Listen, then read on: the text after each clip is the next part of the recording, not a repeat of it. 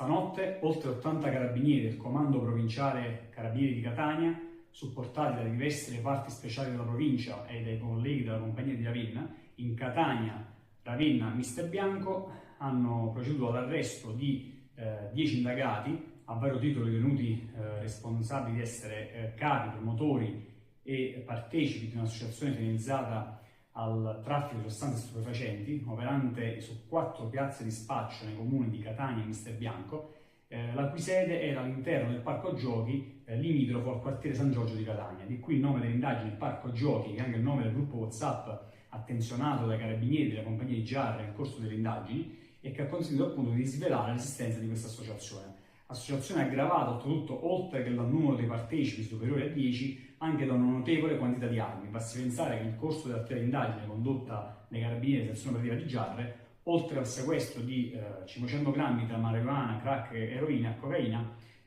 sono stati sequestrati anche 3 pistole, di cui alcune clandestine, e un fucile a canne mosse, oltre che oltre 70 munizioni. L'indagine prende le mosse nel maggio 2023 dal verificarsi 2 attentati incendiari ai danni di 2 ditte edili nel comune di Santa Venerina. Le indagini condotte